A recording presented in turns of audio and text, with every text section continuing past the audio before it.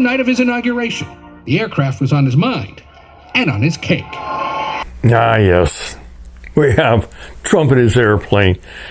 Qatar, whatever you want to call it, trying to give him this freaking airplane. I've talked about it a little bit before. Let's just kind of go over what this would actually be. What would actually happen if this went through.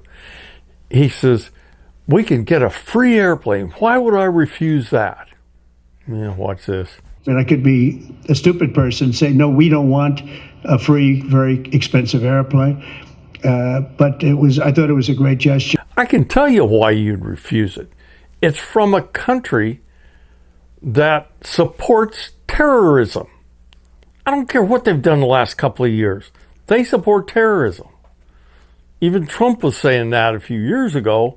Okay, let's go back a little bit. We'll talk about Air Force One. It's 30-some years old and needs to be replaced.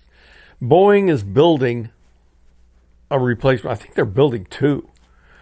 Not sure on that. But anyway, they're building this aircraft. They're saying it wouldn't be done until 2029. Well, Trump will be out of office then. He doesn't get to play with his new toy. And they say, well, maybe we can get it done in 2027. Well, that's not soon enough for Trump. He wants this done earlier. Now, understand what they do when they make this airplane. This thing is a secure aircraft. Everything about it, everybody that works on this thing has to have a security clearance. And I don't know how they deal with it, with the equipment and how they have to inspect and so on like that. But it's a pretty big deal. Not pretty big, it's really big. Now understand, this aircraft has in-flight refueling. No 747 has that except Air Force One. It's got anti-missile technology, and then we're not even talking about all the rest of the security crap that's on this thing. This is not a luxury aircraft. This is not something that's gold-plated that will be if he gets it. But it's not just some kind of a hotel in the sky. It's a very sophisticated piece of equipment. Now, Donald says, well, they're going to give it to us for free.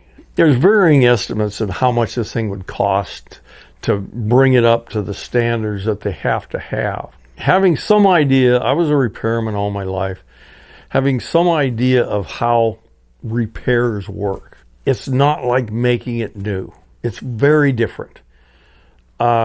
Making it new, one guy does one or two different things, and the next guy does some more and all that. But the repairman is one guy. I mean, there's really not one, but when he starts working on something, he's got to have all these skills to deal with all these things. This aircraft, we have no idea how many bugs are in it. And I can guarantee you there are bugs in it. And these are not, ladybugs. These are security devices. And they're going to have to literally tear that thing into little tiny pieces and put it back together again.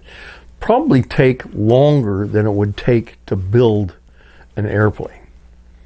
I would not be surprised if it was that long. And the upgrades and stuff they'd have to put on it are just incredible. He just looks at, oh, look, a wonderful, beautiful flying hotel. But that's not what it is. He wants his new toy that he could blow about how great it is. You talk about waste, fraud, and abuse. This is it. I mean, this guy is the most corrupt president I've ever seen. I haven't seen all the presidents, so I don't know. But this is total waste, fraud, and abuse.